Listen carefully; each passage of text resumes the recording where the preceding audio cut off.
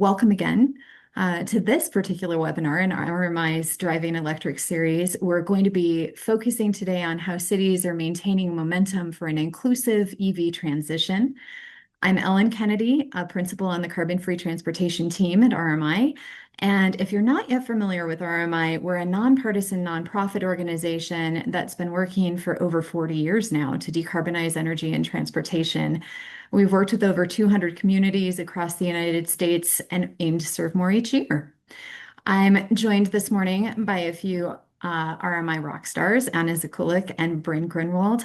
We also have a panel of subject matter experts and past project participants, John R. from the city of Atlanta, Amy from Austin Energy, and Devin from the city of Missoula.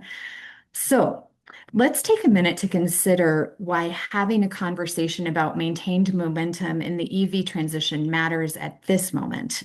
We all recognize that there have been significant shifts. Headwinds would be putting it mildly on the federal level over the past couple of years, but the rest of the world isn't slowing down on EV adoption, and really neither should U.S. cities and states. Even in the US, there are many positive market signals already showing that the technology is taking a hold. We're seeing more affordable EVs entering the market, a growing resale market for EVs and bikes. We're even seeing an incredible boom in e-bikes and have been in the years since COVID. I don't know about you, but where I live, this is really unlocking freedom for people of all ages, and it's great to see people out and riding just all over the place. There's also been significant growth in public charging as cities and states look to what they can offer at public facilities and also how they can incentivize other public charging at commercial centers, office buildings, and along the curb. And there is also an interest in connecting with public transit. We hear this a lot about how can I connect with the resources that are available in my city that aren't as close to me. So in the midst of all of this progress, RMI has been busy working to expand access to electric modes and charging. I would be remiss in this moment if I didn't expressly thank GM for their support of this work and for sharing in our belief that working with cities and states to scale access, affordability, and infrastructure is critical to a successful shift to electric modes. But giving you more of a snapshot, what does this work looked like over the past 3 years? In the first year, we worked closely with the cities of Atlanta, Phoenix, and Portland to understand context-specific mobility needs through direct engagement with lower income multifamily residents and identification of charging and mode share solutions that could help address these gaps that exist in local transportation offerings. In our second year, we took a more city-level approach with our analysis, working with Honolulu, Missoula, and Pittsburgh to see how charging and e-mobility solutions could be deployed at scale to serve residents across the entire city. And in our third year, we've been helping to stand up curbside charging and EV car share programs while also providing direct technical assistance to cities actively developing integrated mobility hubs. So it's worth noting that this effort has been scaling significantly, allowing us to engage across a diverse lineup of cities nationwide, which this year included Boise, Olympia, Austin, Northfield, Minnesota, and Albuquerque, New Mexico, as well as 10 other cities on a curbside charging cohort. But that's probably enough of me giving you a snapshot of our what and why. I'm going to turn it over to Bryn to dive into how we've approached this work and what cities can do to maintain their own momentum during this exciting transition to transportation electrification. Thanks so much, Ellen. Welcome, everybody. So when we look across different cities, we see a consistent set of barriers to expanding electric mobility access. First, we face physical infrastructure bottlenecks like the technical challenge of upgrading grid capacity for new chargers. Secondly, permitting and policy processes can create time-consuming regulatory hurdles. These structural issues feed directly into equity gaps, keeping electric vehicles out of reach for anyone without reliable home charging. Compounding this is limited funding paired with exploding public demand. You often see this with e-bike rebates, for example, where programs are often oversubscribed within minutes of opening. Ultimately, all of these barriers are heavily magnified when we try to expand access to multifamily housing, making it a very complicated problem. When exploring broader access challenges, it is crucial to zoom in on the unique barriers facing multifamily housing residents. To start, many of these residential buildings are older and lack the electrical panel capacity required to support faster EV chargers. Beyond the electrical panel, multifamily properties present complex logistical parking challenges, such as assigned spaces or deeded spots that make it difficult for a resident to consistently charge a vehicle. Then there's the classic dilemma of split incentives. Landlords are typically the ones who must fund and manage these expensive infrastructure upgrades, and yet they are often reluctant to do so because they won't be the ones directly seeing the day-to-day financial or operational benefits. Ultimately, unless we intentionally design solutions for these specific challenges, we risk leaving multifamily housing residents out of the electric mobility transition. As many cities face changing headwinds and tightening budget constraints, an if-then decision framework can help municipalities, community organizations, and state governments strategically align limited resources with the most effective EV charging interventions. Rather than applying a one-size-fits-all approach, this framework allows you to tailor your strategy based on local conditions, market readiness, equity goals, and unique infrastructure constraints. The process begins by clearly defining your core questions. This begins by identifying the specific barriers you are trying to address, such as the grid capacity limitations or lack of a charger access, as well as your target priorities, like focusing on renters or low-income residents. Additionally, you must evaluate the external constraints and assets by asking critical questions. Is the local utility a collaborative partner?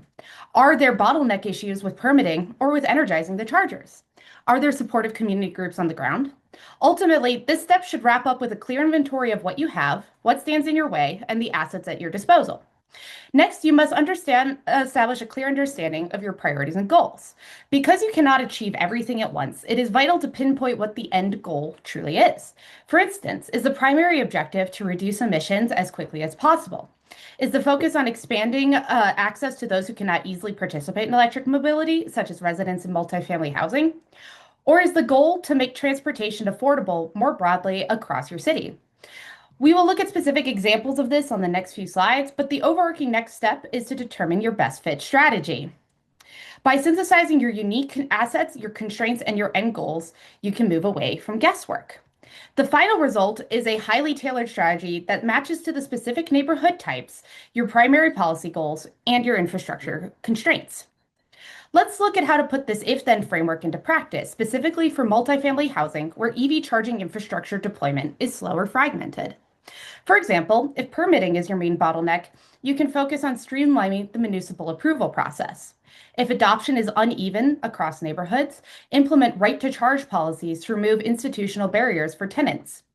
For residents without dedicated garages or lots, bridge the gap by deploying curbside or right-of-way charging. Finally, if your goal is expanding electric mobility without requiring car ownership, partnering with an EV car share program offers a flexible, affordable alternative. Ultimately, this framework is about matching your specific local barriers to these types of tailored solutions.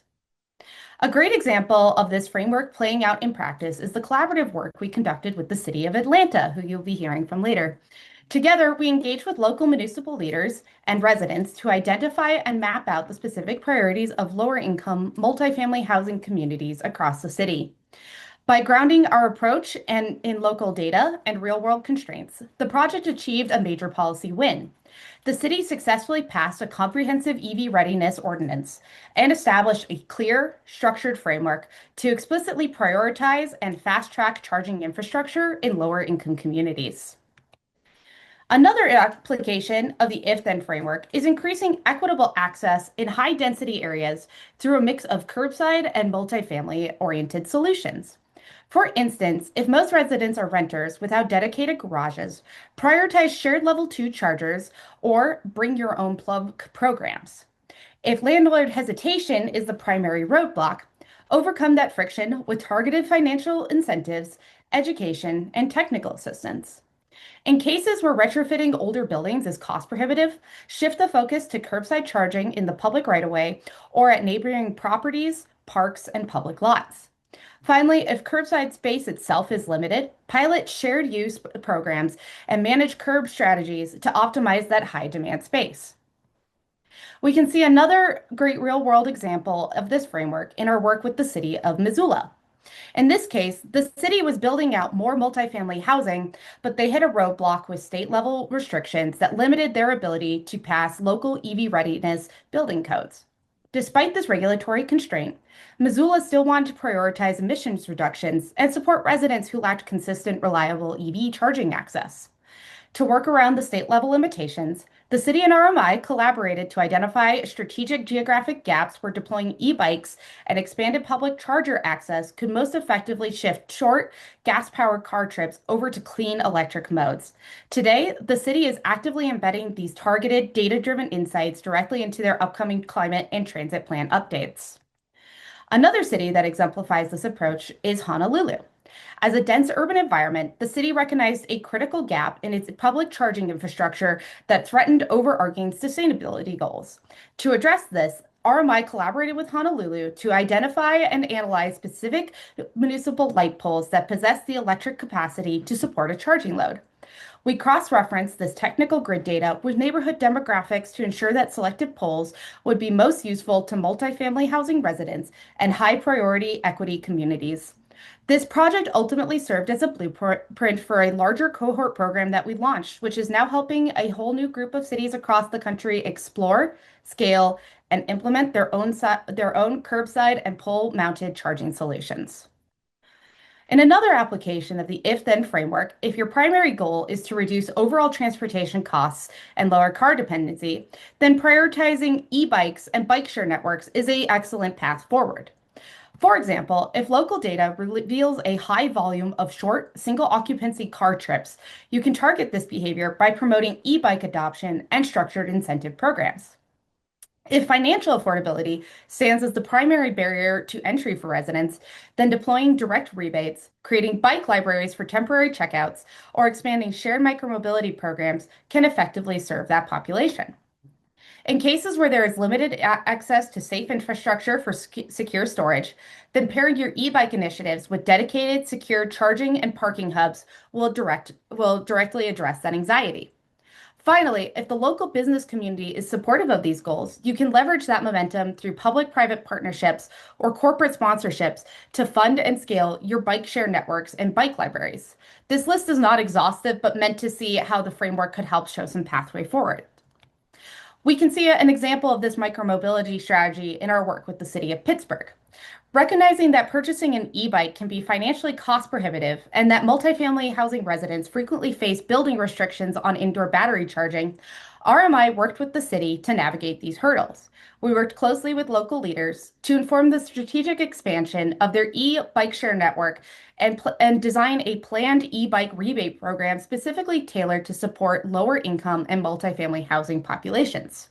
Ultimately, the lessons we learned on the ground in Pittsburgh allowed us to scale this impact nationally, leading to the creation of the RMI e-bike rebate program guidebook, which now serves as a step-by-step blueprint to help cities across the country build out their own equitable incentive programs. Another fantastic example of this integrated approach is our recent work in Austin, focused on mobility hubs. Residents in multifamily housing routinely face disproportionately high transportation costs, while landlords simultaneously find that building and maintaining traditional parking infrastructure is incredibly expensive. Mobility hubs offer an elegant solution to this shared friction point by integrating EV charging with a suite of multimodal options, such as e-bikes, shared micromobility, and EV car share networks, right at the community's doorstep. This provides residents with seamless, convenient, and affordable electric transportation alternatives that reduce the need for personal car ownership. To ensure that these projects can move from concept to reality, we specifically analyzed the underlying financial structures of these hubs, mapping out viable financing mechanisms and business models that cities and developers can use to fund them. And now I will pass it over to Anna to lead on our panel. Right. Thank you so much, Bryn. If you will see the Q&A on your side, feel free to throw questions there. My colleague Gabby was answering the ones that RMI can, and then funneling a few of them to me as moderator to give to these awesome city representatives. I want to give a quick shout out to a few people I see in the audience who have been partners with us across the last 3 years of the e-mobility and charging access project, Aaron from St. Paul, Ingrid, our very first partner in City of Portland. I wish I could put you on video just so I could hear your voice again. Catherine, Ann, Albert, Ann, Albuquerque, Boise. All right, just a lot of you are on here, and I just wanted to say thank you. With that, I'm going to shift things to our awesome panel that represent a city from each year of this project. Amy Atchley, EV Equity Development Manager from Austin Energy. Excuse me, Devin Filichiccia from I knew I was going to trip over it. Filichiccia. Devin, please correct me when I ask you your first question.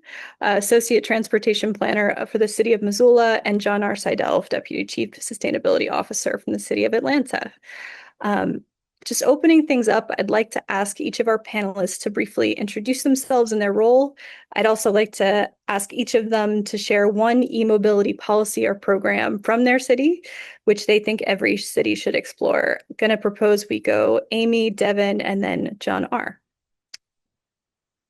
Right, wonderful. Thank you so much for having me on this presentation today. And I'm just excited so far by the presentation and also by the work that we've been doing over the last 6 months together. And what I'd like to share with you is a little bit about my work and my connection points to transportation electrification. I am on the EV team at Austin Energy. I'm the EV Equity Development Manager. Austin Energy is our local public power, utility city-owned public power here in Austin. My role, I've been on the team now for about 9 years. It's a very mature electric vehicle team. They've been in operation since 2011. And I was brought on originally to basically serve an environmental justice role around ensuring the vulnerable communities can participate in this new digital transformation we're seeing in energy and particularly in transportation. I would say that the policy that I would recommend, if you can work this with your city, because we're public power, we answer to our city council. And so a few years ago, during the pandemic time, we had our city council adopt a new program that has been super informative to all of the work that we do. It's our climate equity program. And it is to ensure that our city is net zero emissions by 2040.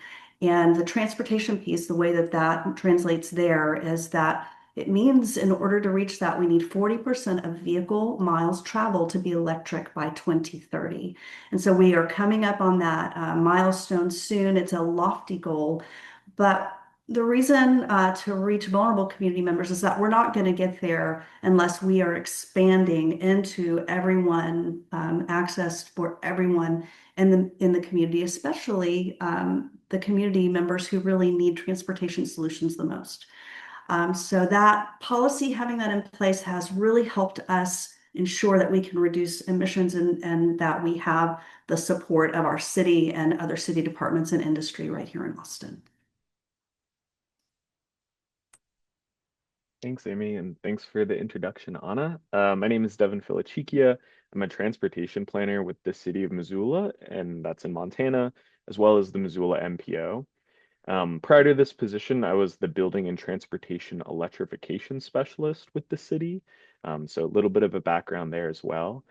And something that I think is a policy or kind of a avenue that I think would be helpful if folks explored is that we recently started piloting an across sidewalk charging permit. And this allows residents without access to off-street parking or a garage to run a charging cord across the right-of-way, so a public space. And well, I don't think this permit program is perfect. It has a lot of challenges.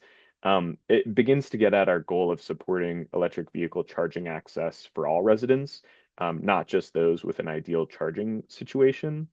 And relatedly, I don't think this program would be right for every city, but I do think it's really helpful to kind of explore things like pilot programs, especially when we're dealing with emerging technologies, and electric vehicles are still certainly that in Missoula and in Montana. Yeah, thanks, Devin. John R. Seidel, Deputy Chief Sustainability Officer for City of Atlanta Mayor's Office of Sustainability and Resilience. I think this is a great question, and I thought y'all have done and continue to do such a great job at RMI, taking what cities and local governments are doing and helping to show and celebrate the positives and help scale. And so I just presented our Clean Cities Georgia's um, uh, expo and summit last week, and about everything EVs and procurement in 20 minutes. It was a lot. But I think as we'll get to, you talked about the EV readiness ordinance. Not everybody can do that. They're preempted by the state. Um, and so I'll talk about that in a little bit, but I think that's something that the secret sauce that I had as my last couple slides is which has allowed us to be able to do so much is we have an interdepartmental electric vehicle working group that more than 14 different departments represent on. We also have had other local governments attend, present, our utility, Georgia Power, attend, present. And has led to shared applications going after NAFA green fleets and best fleets, increasing our, hopefully continue to increase our standing as we've collaborated on grants together, built policies together, like our EV readiness ordinance update, our zero emission vehicle plan, and the zero emission vehicle procurement policy, our charging tracker. And at each win that comes in and taking advantage of the wins and then lifting up those departments and those leads from those departments and community as well, that allows you to enter into a flywheel where you continue to build on your continue to build on your successes. And so I think that that's something that everybody can do. And as our mayor puts it perfectly, is everything that we do is a group project. It's not just the city mayor's office doing this work. It's made possible from our operational departments and our partners. So if one thing you could take away, it's certainly everybody can have a group that meets on a recurring basis to talk about the opportunities and things that you learn even from this webinar, whether you're talking about electric vehicles or e-mobility. Thank you all. And I love the flywheel reference there. I'm going to keep track of how many vehicle puns that we achieve over the next 30 minutes. So I want to put it back to Devin. Missoula's climate action plan states that expanding EV infrastructure and reducing drive-alone commutes are integrated strategies, which as a urban planner by training and background, I love hearing that electrification in parallel with reducing the amount we drive overall. So if you could just speak to how is the city advancing those two things together? Sure, glad to. When we think about our community goal of carbon neutrality, we're considering electric vehicle infrastructure and reducing drive-alone rates in tandem because we know that individually they won't get us all the way to our community goals. They have to be complementary. And I think there's a couple ways that we're thinking about this. When thinking about reducing the drive alone goal in kind of as a standalone, I think it's important for us to be realistic. Well, in Missoula, we have a really robust bike network, fare-free all-electric public transit, and we're working towards more infill. We also have to remember that we're in Montana, and I think that a lot of folks tend to spend their weekends recreating. Any major city nearby is at least 2 hours away. We have limited regional public transit, pretty cold winters, and because of all of those things, there's many folks who still rely heavily on their vehicles. So kind of acknowledging that until we see some shifts, folks will still rely somewhat on their vehicles. I think this kind of brings us to a natural pairing with our electric vehicle infrastructure work. Missoula sits in a valley that experiences heavy inversions in the winter, and along with wildfire smoke, we often experience pretty poor air quality. And electric vehicles are one of the things that can begin to address this, while also working towards our climate goals. Many strategies in our electric vehicle infrastructure plan, I think, also aim to integrate work that can support both goals in tandem. We're trying not to forget one. So I think a really good example of that is in the future, we're interested in exploring mobility hub models. So places that could charge personal electric vehicles or micromobility devices while being co-located with our electric public transit. So this could support folks in individual EV ownership by providing a place to charge, but it could also support increasing our transit ridership by kind of thinking about mode share. And ultimately, we're hoping that these pieces can complement each other because I do think at the end of the day, we don't want to forward electric vehicle charging infrastructure that would negatively impact our drive alone goals. So I think those two are a pretty seamless fit together. Yeah.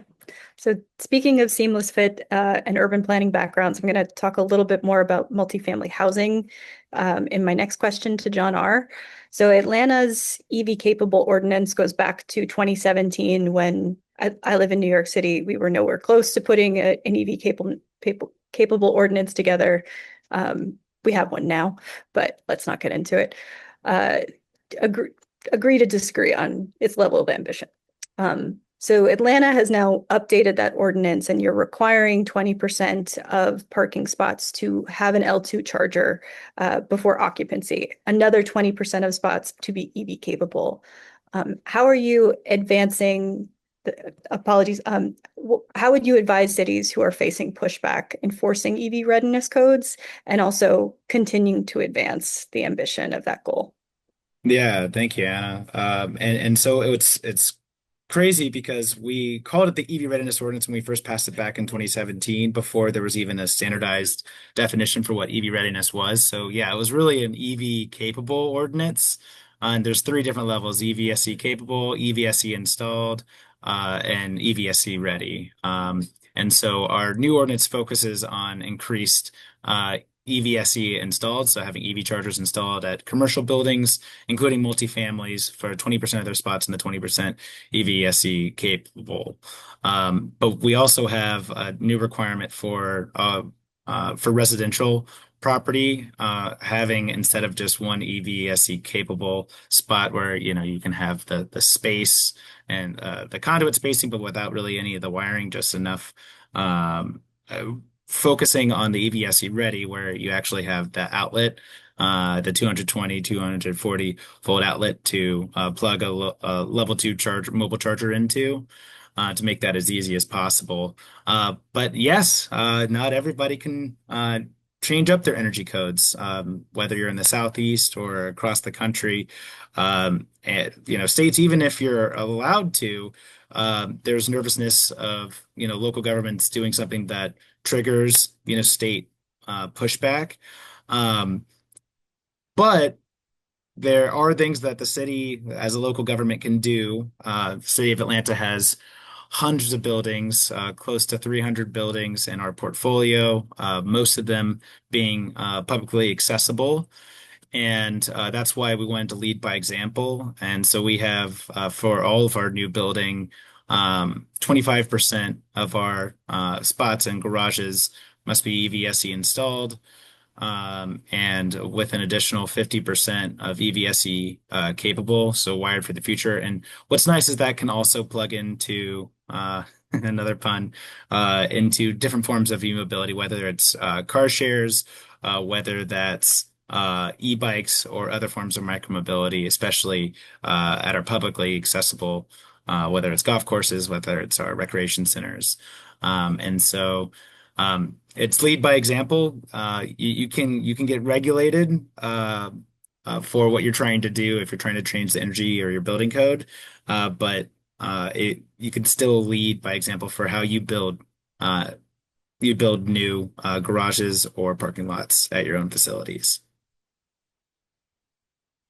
And I'd also point out that, we have a whole EV readiness workbook to help those comply with the EV readiness ordinance for 2025, but then also those that have existing buildings that want to install EVSE EV chargers. For any folks who are thinking about EV readiness ordinance and that are allowed to, or if you're just thinking about it just for your city buildings, we have a cost breakdown of what it looks like to have to retrofit EV chargers before and after, based on the building size. And spoilers is that it's about four to six times more expensive whether you're doing EVSE capable, EVSE installed, or EVSE ready, to do that after the building's already built. And so try to build right if it's your own city building or county building.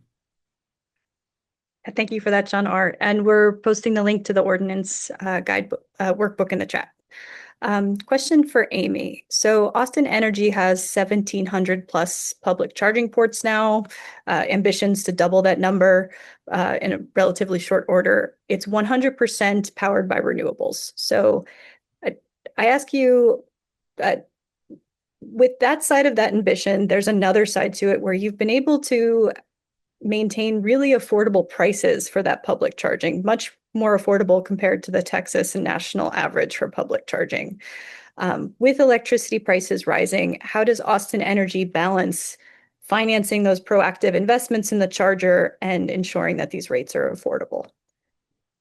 Yeah, thank you. I mean, affordability is one of our key initiatives that define who we are. And we are a public power, which gives us a little bit of an advantage because the revenue that is generated from people paying their bills, their electricity bill, all of that revenue is put right back into the city. So we try to keep everything as affordable as possible.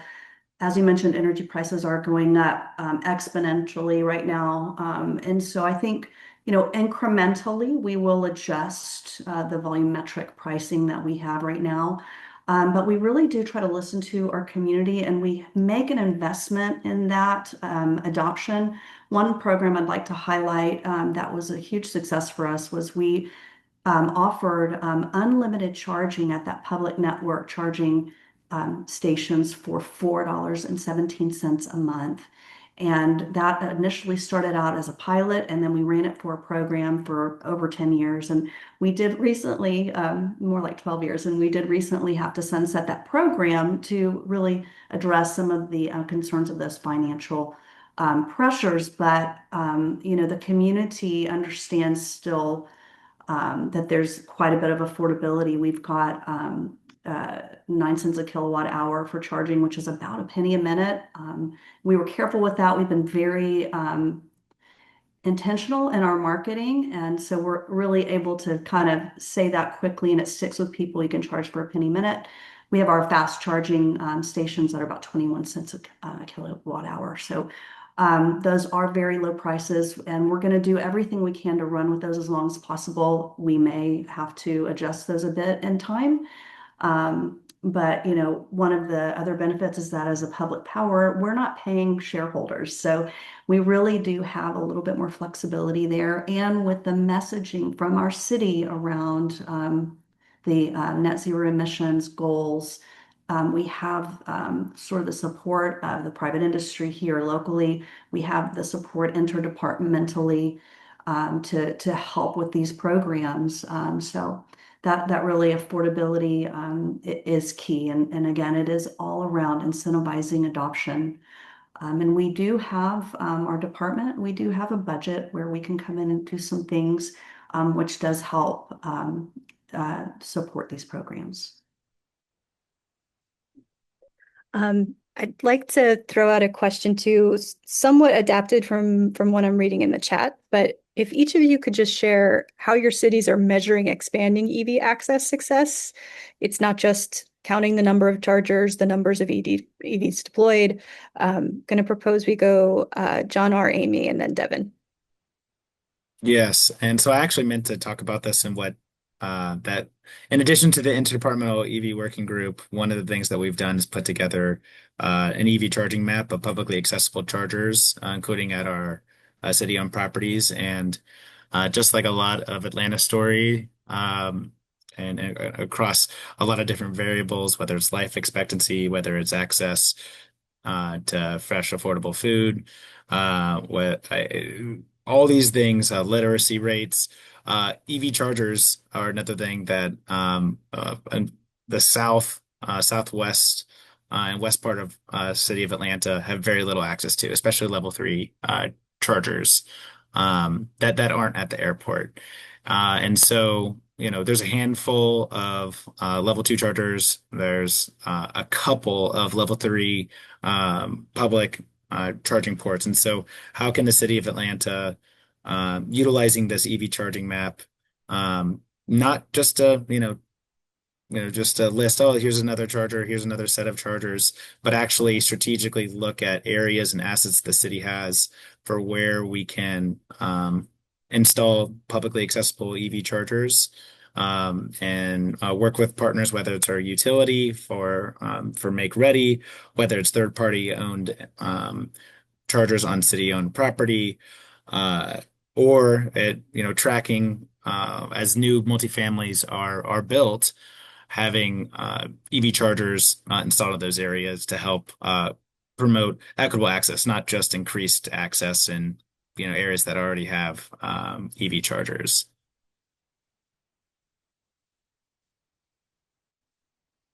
Okay, great. I can respond to that too. It's really looking at what the EV adoption success rate is in Austin. I will just highlight we do track the registrations, absolutely 100%.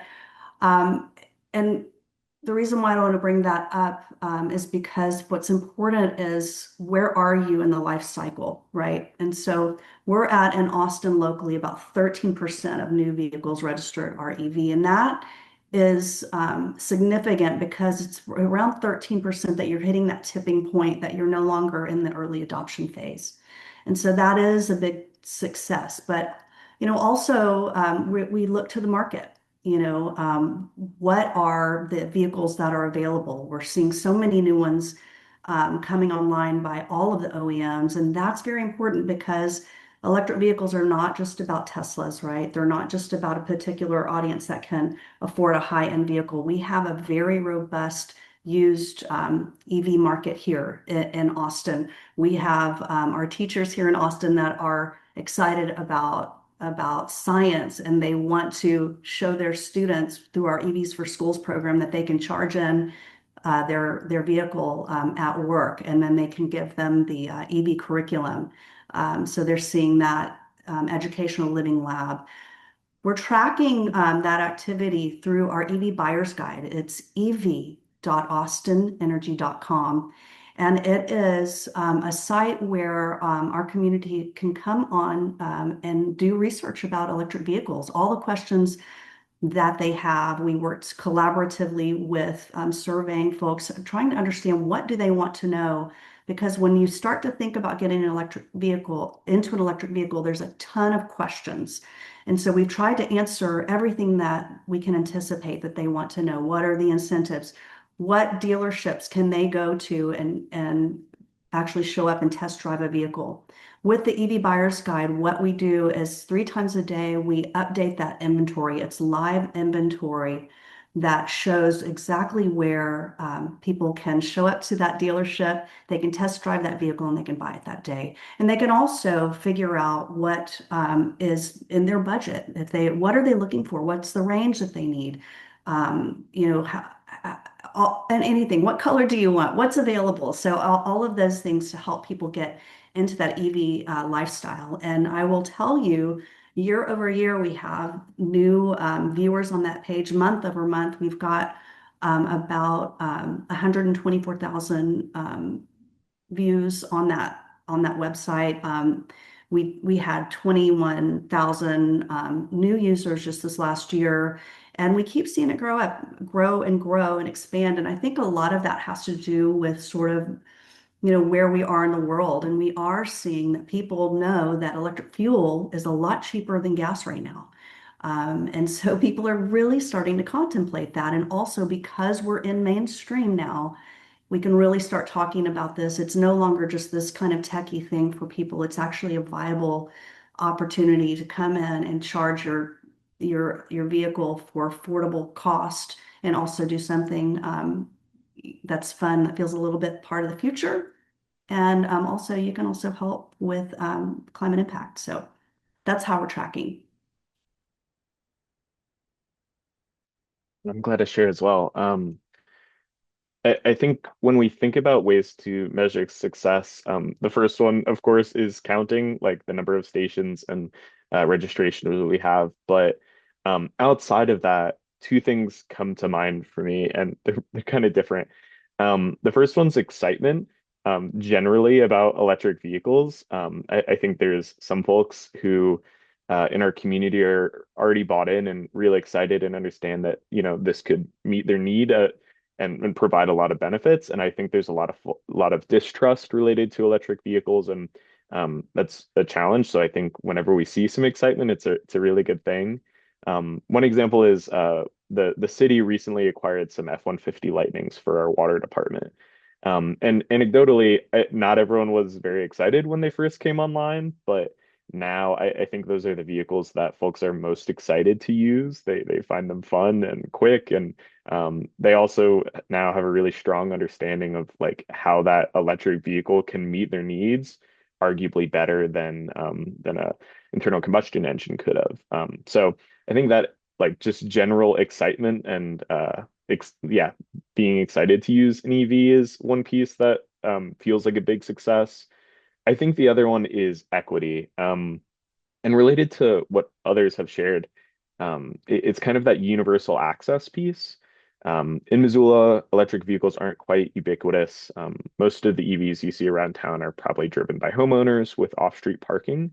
And this, of course, makes sense as we know that charging at home is one of the easiest and most affordable ways to charge your car. And while we want to see more EV ownership, we also don't want the only path to that ownership being a single family home with off-street parking. We want the benefits of EVs like reduced operating costs or better localized air quality. We don't want them to be inaccessible or we want them to be accessible to the entire community, not just a sector of it. And we want that to be true regardless of what type of housing people live in. So yeah, I think kind of the movement there that's been really exciting, as Bryn mentioned earlier, RMI helped us with an analysis to highlight areas that have high daily trips, high concentrations of multifamily buildings, and other related factors. And we're hoping to use this data to identify some areas of town that could benefit from things like affordable public charging, or maybe targeted outreach to landlords, developers, businesses nearby. And well, we haven't yet like determined what our role as the city will look like related to public charging. I do think this data set will certainly inform where we prioritize these efforts and hopefully see some more success related to universal access of electric vehicles, or at least breaking down some of the current barriers. Yeah. I heard you mention something there that we've had a few questions from the chat come up. So just this countering of negative information about EVs, feeling that this is the wrong thing to focus on when there's just so many ways that cities are being split in terms of putting effort into supporting mobility, creating this tension with public transit, creating this tension with the ability to just provide access in terms of transportation to cities. So I'm somewhat adapting your question, Mikey, but question to all three of you is just what strategies has the city been taking to push back against whether it's fire, vandalism, liability risks, particularly from property managers? So where this multifamily charging fight is really the stakeholder who's going to lead on these things. Amy, I heard you say that the site EV Austin Energy has a number of points and pieces of information. How are you reaching property managers more directly with this information? Yeah, that's a great question, because from the very beginning, multifamily's been a very big, important sort of stakeholder for us, and even more now than ever, because the city of Austin has over 50% of our population is living in multifamily, and we know we're not going to get to where we need to get with our city goals until we can bring that access there. And so we have had some very deep incentives from a rebate standpoint that we ran several years ago that helped us initially reach a ton of multifamily properties, but it's grown quite a bit since there. So what we're doing right now is we're going back and restructuring that offering again to offer out. We have to go through the proper channels, but it's going to be something that will be around an 80% offset cost for the infrastructure and installation.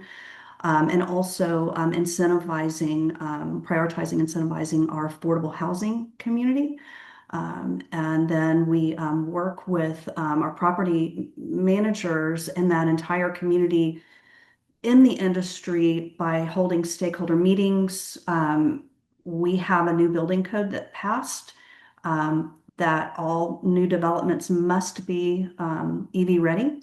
And if that's going to happen, it's going to be a new amenity that's at the new properties, and we know the older properties are going to want to, be competitive and have that same offering out to the community. So that's why we are constructing a new rebate incentive offering that we can help meet those folks that have to retrofit. As you all know, it's been already said here how expensive it is to go back and redesign and retrofit, but that's just sort of the lay of the land.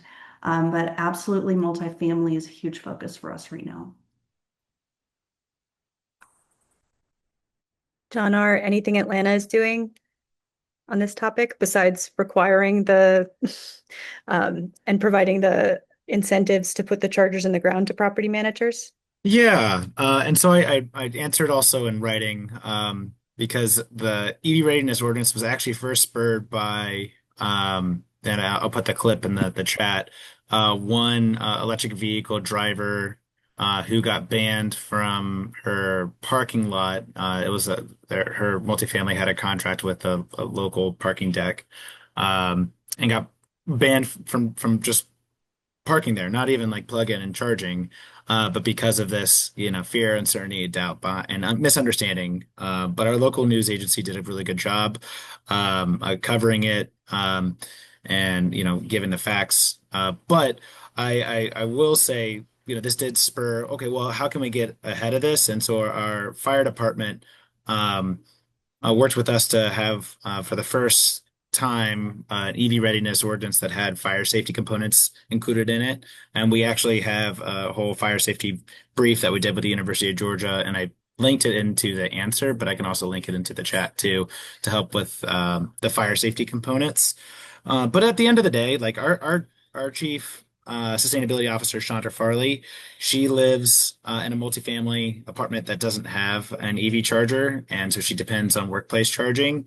And then when I was living in a multifamily apartment, the first question I would ask when I was looking for apartments is, do you have an EV charger? And if they didn't, then I was like, well, you should invest in an EV charger. And because the conversation ends now, and thanks for making it easy. And that's something that I think is going to help continue to move the conversation is, in the first 10 seconds, I'll know if I'm not going to live at that apartment if you don't have an EV charger, because more and more folks, whether they're buying new or buying used electric vehicles, are adopting electric vehicles in Georgia and the Metro Atlanta area. And so I think that the answer's from my side. Oh, that was great. Thank you. Question back to Devin. So the city of Missoula is relatively small compared to Austin and Atlanta, and that just means the priorities are a little bit different. But how would you approach something, just the funding issue, given that you do have a very ambitious public charging plan? How are you making that capital stack happen? Yeah, it's a great question, and I think that's one of the toughest pieces. We're a state without any income tax. We're a smaller community, or sorry, not income tax, sales tax. But I do think funding it is a big challenge. And we haven't received any funding for our electric vehicle infrastructure plan, just planning dollars in that. So no funding to implement it. But I do think that in some ways this has kind of worked in our favor in building community trust. Folks know that we're not spending a lot of public dollars on this. And as a result, it's kind of pushed us to focus on what local government can do to support private investment. So recently, we just worked on updating a unified development code and some other related pieces. And in that, we were able to begin to streamline the permitting processes for electric vehicles. We decided to allow electric vehicles or EV charging as an accessory use in all districts, separating EV charging hubs from the fueling station classification so that they're permitted in more areas. And that's kind of been our approach with this limited funding. We're always kind of searching for funding, but I think it's been tough to find. But because of that, I think we've been able to kind of take a creative approach and um, show the community what we can do, working alongside them and working with key partners instead of going out and installing a lot of city-owned and operated chargers. Yeah, thank you for that. I'm going to ask my colleague Bryn to come on just so we can start pulling more from the Q&A and have this be discussion as well. Panelists, I know I should have made this clear to you sooner, but you're very welcome to ask each other questions, vice versa. We have a question in the chat regarding just how to increase ridership at multifamily EV hubs. This has been a big study, a big part of our work over the last year, where what are the things that are going to support the charger before the user so that people know that they would be able to charge if they make the switch to an electric vehicle, either one they privately own or if it's on the building manager side, how are they going to support their residents to access this? Bryn, I'm going to look to you first, and then I'd like to open this up to the city panelists. But how do you increase ridership at multifamily EV hubs? And please speak on how you defined an EV hub as well. Yeah, so for me, I was viewing an EV hub as a place where people can access charging reliably. Ideally, this is where they live already because we've seen from studies that people tend to prefer charging at home rather than publicly. But I think, at least for me, because I often start by looking at the data, it's really important to analyze where people are already taking these trips, how long these trips are, and how this overlaps with existing EV chargers.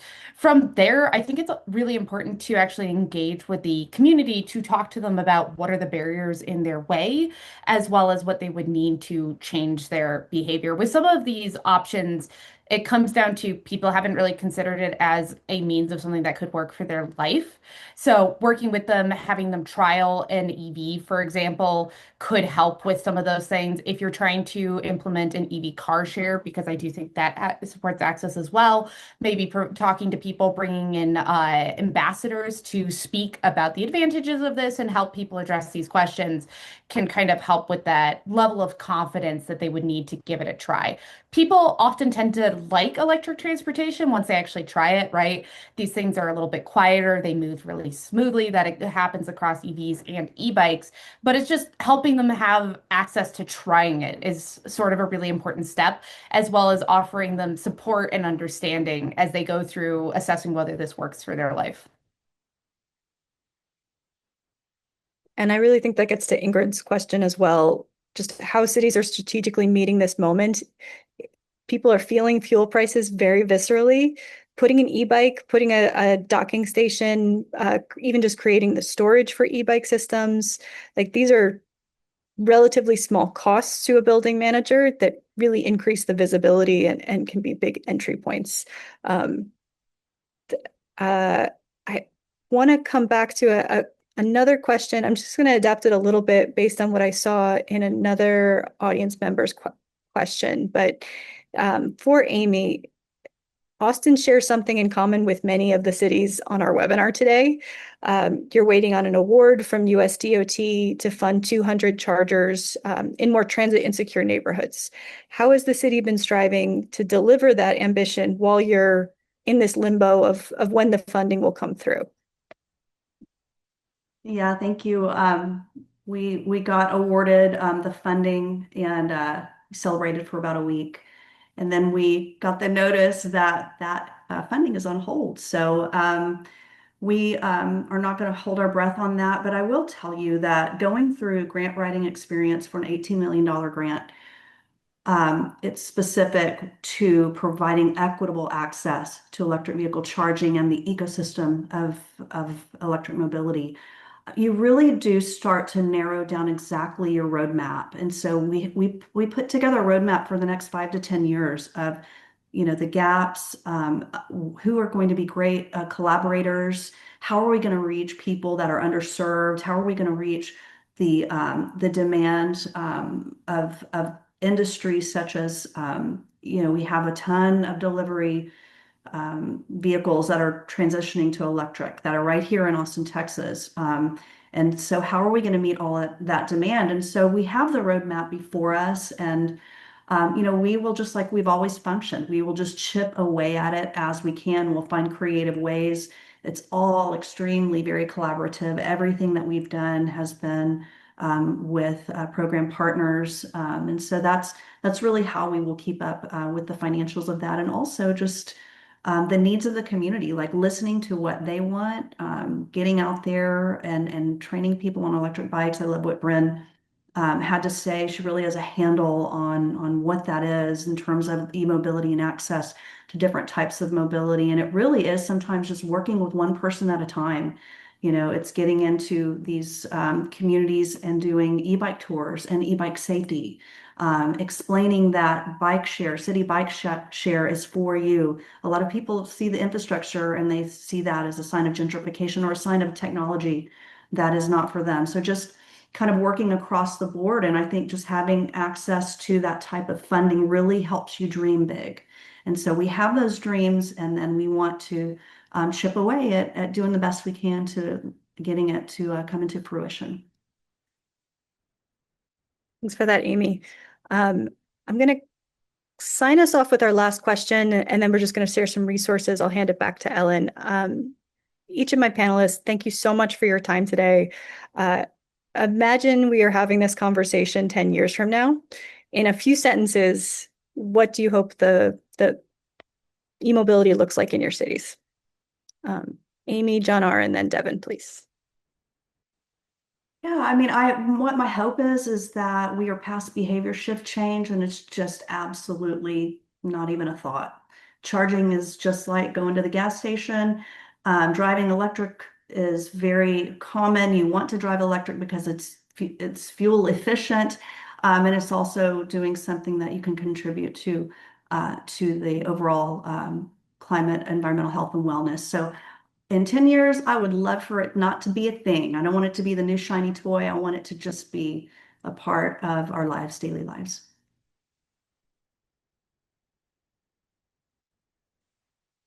I'd like to see, especially with, in terms of e-mobility in general, us continue to shift to electric vehicles, not have infrastructure be a barrier for people to experience electric vehicles or e-bikes or any type of e-mobility, and making it safe to do so.